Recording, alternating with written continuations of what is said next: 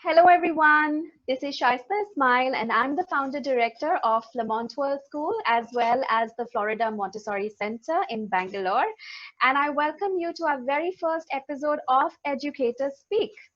Educator Speak is an initiative to provide a platform to educators around the world to discuss their thoughts, their coping mechanisms, and of course, provide them with the spotlight that they deserve for all the efforts that they have been putting into maintaining a sense of normalcy during this current pandemic.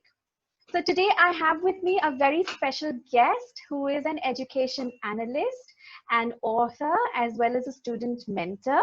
In conversation with me is Reshma Bachwani Paritosh. Hi Reshma, thank you for Hi. speaking with me today. Welcome to Educator Speak. I'm excited to be here. So for our viewers, let me tell you a bit about Reshma. So Reshma has spent 17 years seeking insights on studying consumer behavior and cultures, as well as advising companies on their communication and marketing strategies. However, the past 6 years, she has spent working closely with the Step Foundation, which is a non-profit organization set up with a mission to increase access to learning opportunities for around 200 million children in India by 2020. And Step works in tandem with the National Teacher Platform, which is an initiative of the Ministry of the Human Resource Development. She's also an author of two award-winning research papers and has contributed research articles to Quickers, Embrace, and is also a trend spotter for an international online magazine and reports on consumer trends in Bangalore and in India. And that's not all. So Reshma is also an educator and she has mentored students at the National Institute of Design. She's conducted research training sessions for brand planners and workshops on creative visualization at an MBA institute in Bangalore. So thank you, Reshma, once again for talking to me, and it's really wonderful to have you here and to be able to hear your thoughts on Educators Speak. So Hi. our topic for discussion today is, of course, schooling at home.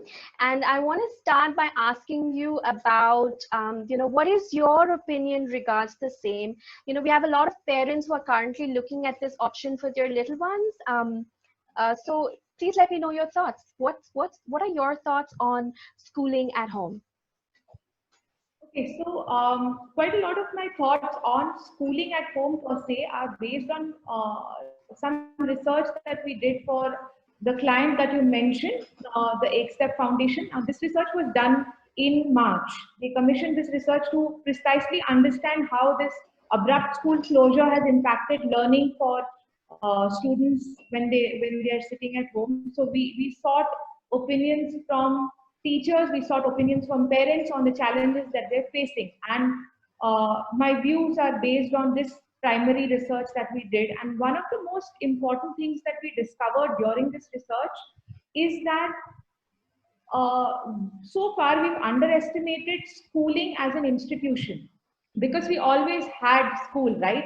We've never had a situation where school was never a part of our life, at least. And even today, government, there are a lot of government initiatives to bring schooling as an institution closer to students in the amongst the lower socioeconomic class. So schooling as an institution was almost taken for granted. But this is the first time we found out, when school was not accessible or available to students, we found out there's a difference between schooling and learning.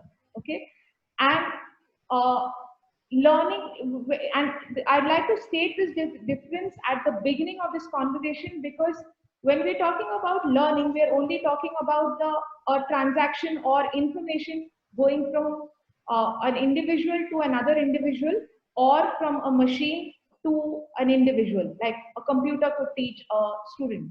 But when you're talking about schooling as an institution, there is a whole lot to schooling in terms of so school has its rituals, schools have their norms, schools have their schedules, schools have their stakeholders which play a role. So there is a teacher who plays a certain role, okay, and all of this in a very subtle way facilitate the entire learning environment for a child, which is the reason why the child is able to learn in that environment in an unquestioned sort of a way. While we all know that if we try to do this at home, there will be a barrage of questions that we would be faced with, and so if I have to talk to you about and how do all of these things facilitate, like for example, the whole idea of a timetable or a schedule, which all schools have, right? It creates expectations in the mind of a child as to what is to come next. It also helps them create a transition between one thing that they're learning and another without having to create a sense of monotony in their mind, right? Which as parents at home we can often overlook in our zeal to teach our children. Um, the other thing which schools have, and these are some of the things which I realize are so fundamental to schooling, that we've had these cornerstones or building blocks as they were throughout. I think for as long as we remember, so for decades, when I grew up in school, till the time my child is growing up in school, some of these things have remained unquestioned and timeless, right? And feel free to interrupt me whenever you feel the need to do so. So there are No, rituals like yeah, I agree with what there you're is a saying. I think, uniform, right? yeah. Okay. Yeah, Reshma, go ahead. Go There ahead, is please. a, like for example, sorry, yeah. So there is a uniform which creates a sense of belonging to an institution. There is there is a roll call which might not make much meaning or sense to us, but for a child, just being called out every day, it's an acknowledgement of a child's name being called off as part of a larger group of students who they keep hearing their names of every single day.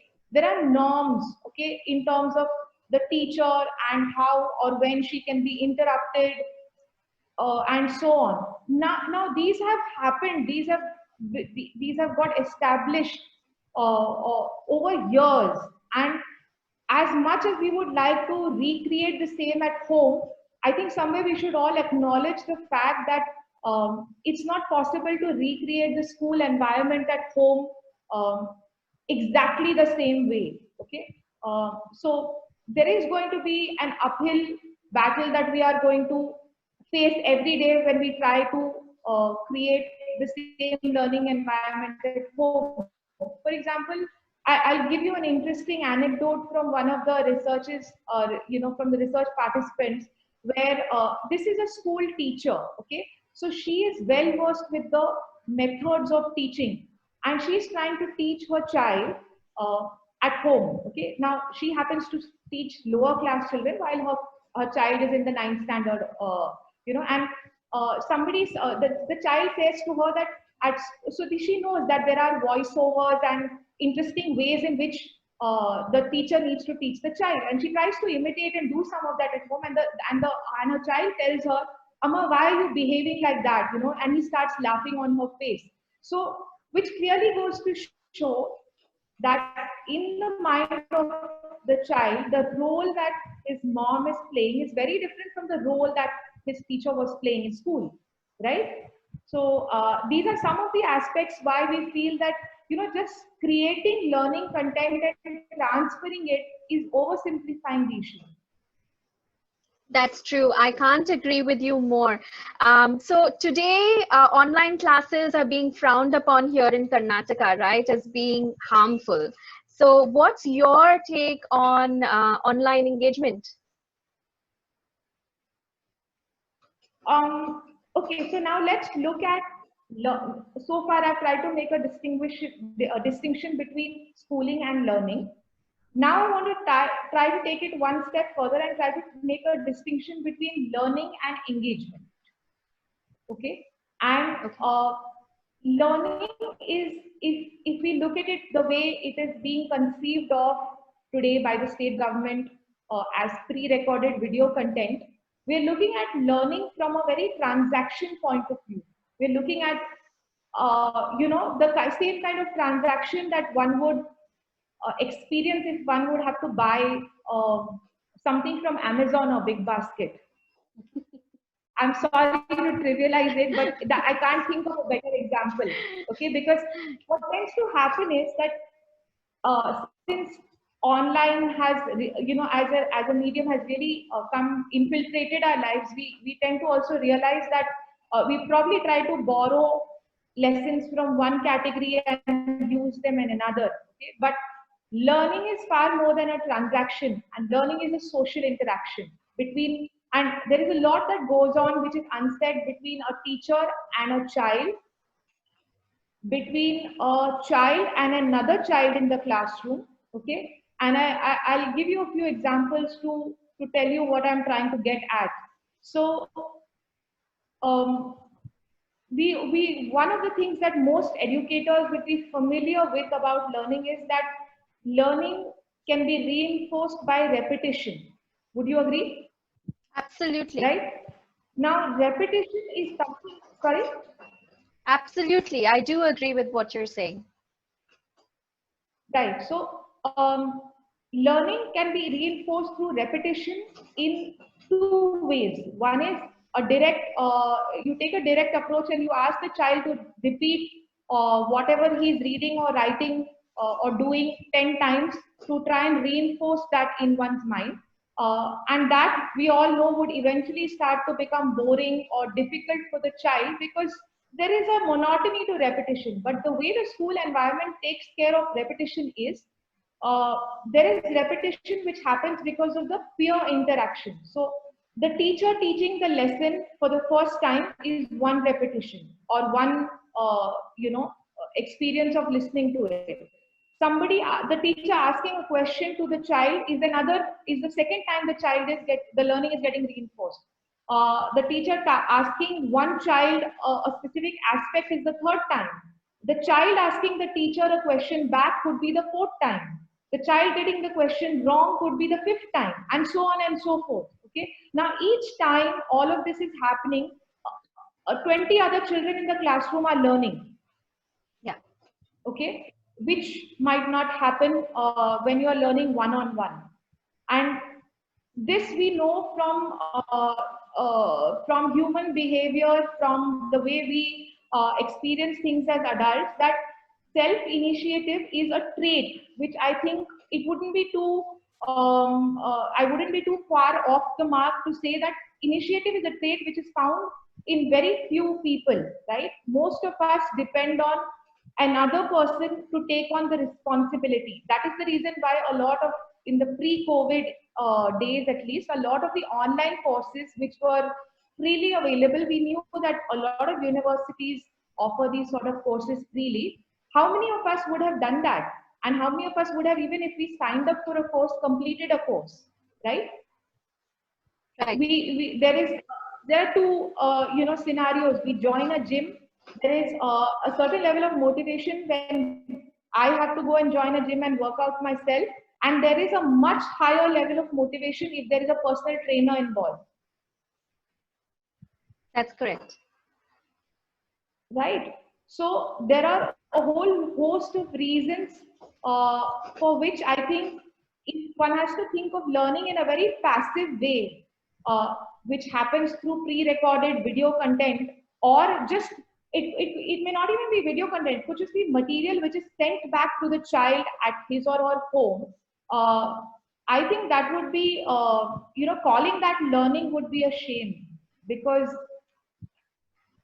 Yeah. there is, yeah, when a teacher teaches is very, it's like there are so many examples and analogies one can quote. It's like if a child has to learn about the weather and the child Googles, right? Google might throw up weather conditions in Bangalore. Okay, uh, a teacher might be able to tell you a thing or two more about what is the implication of that weather for whether you would be allowed to go and cycle outside today or not, whether it's going to, what can it mean for you tomorrow, and so on and so forth. There is a lot of contextual information that is given to the child through a teacher. The teacher could also lead the child into asking questions. So, for example, if the child has to learn about the weather, the teacher could actually say, So look at the clouds and can you guess whether it's going to rain or not today, right? And that is perhaps the reason why people say that an overdoing of technology mutes our thinking process. True, true. Okay, so, but when, yeah, it's just the last thing on that, but I think when they're talking about technology, they're missing out the whole aspect of engagement. That's right. That's so right, Reshma. I can't agree with you more. I think, I would also be very curious to understand your take on this entire ban situation as a parent and not just as an educator. So, as a parent, with regard to the current ban, how has it impacted your life as a parent and your little one there? How has this impacted you? So many things, for the first time in 3 months, last week when we had 3 classes in the week, there was a sense of order and rhythm that we experienced last week, which wasn't the case earlier, and which wasn't the case today. And again, we underestimate the school routine and how much order and rhythm it brings to everybody's life, all the working parents, because the child learns to expect things, etc. I think not just me but a lot of other parents have I've been interacting with parents and reading about whatever they have felt, and I felt the same, that when the child is occupied and engaged in the right way for even an hour in the morning or at the beginning of the day, it sets the tone for the rest of the day. They channelize constructively, and if there is nothing to do, right, they feel there is it almost feels like the whole day is scattered, Right. right? That's true. uh, That's true. there are many things.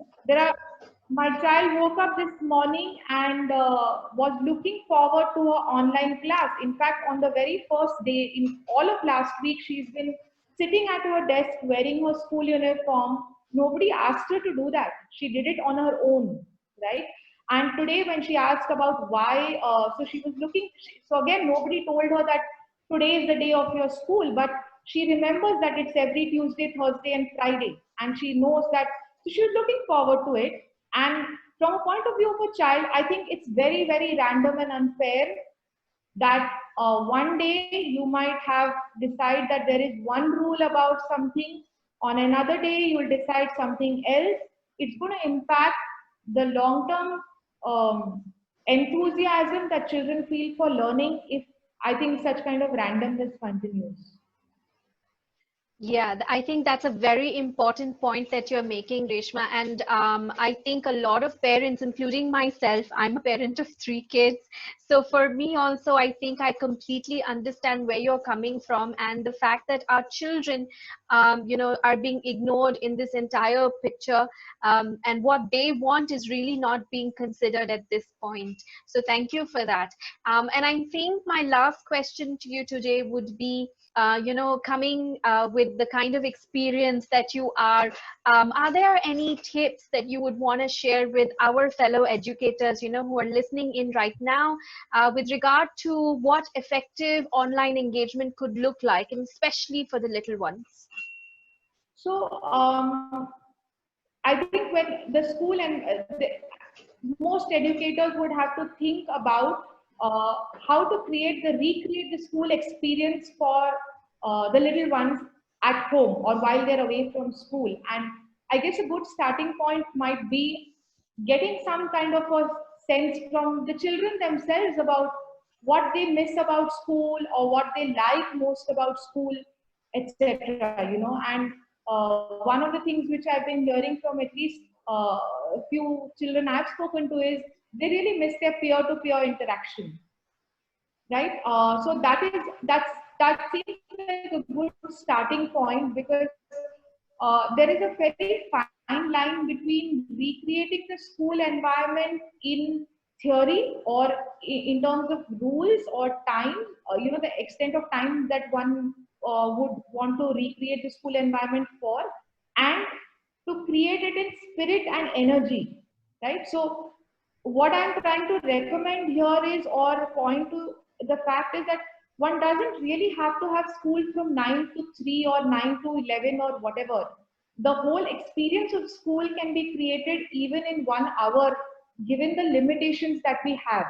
As long as we are a little attentive to some of the elements which can be brought forth, which make the whole experience come alive for the child. And I think another good thing to think about is that education and reforms around education are long overdue. Okay, and Yes.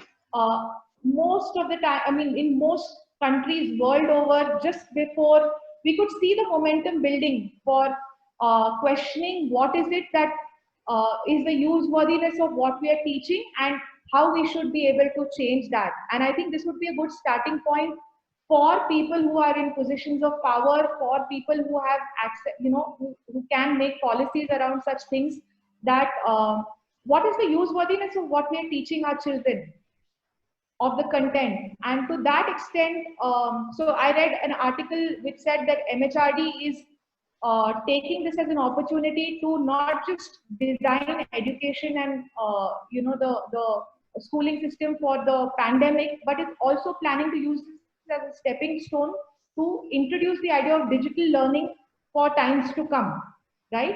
So that's, yeah, that's a step in the right direction. Given that context, I just feel that uh, pre-recorded video content is like pushing children further into isolation. And we're going back, we are regressing in terms of educational reforms, if one has to look at it that way. Look at, the third thing I would want to say is look at the whole idea of, and if you're looking at a holistic education, then that this is the right time to think about how holistic education can be introduced through an online medium as well. So learning might not necessarily be about language and maths, but learning could also involve emotional skills, social skills, and other aspects which help channelize the child's energy towards the academic part of learning. Uh, Educators could draw from other categories which would probably have to overcome the lack of touch in their whole customer experience, and Mhm. see how that can be recreated for education. So for example, one of the things I know that y'all were doing in one of the sessions was, to while you were showing the continents, you were asking children to touch the screen. That's a nice element of interaction that you are giving to the child. And I think the last thing I would want to say is that in being overzealous about this whole idea of bringing home learning to the child, the only thing we must remember is not to overburden parents and teach and students, and also teachers, because there is a humanitarian crisis at the backdrop of all of this, right? So one must be cognizant of that fact. Right, right. Thank you so much for your thoughts, Reshma. And this conversation has been extremely insightful. I'm sure that parents and educators alike would have learned a lot just listening to you. So thank you for being on Educators Speak. It was really, really wonderful interacting with you, Reshma. All right, Thank everyone. Yeah, thank you. Thank you so much. Um, all right, everyone, that's all I have for today's session on Educators Speak. Look out for our next session where we will have a conversation with yet another insightful educator from around the world. So until next time, stay home, stay safe, and stay positive. Bye-bye. Goodbye.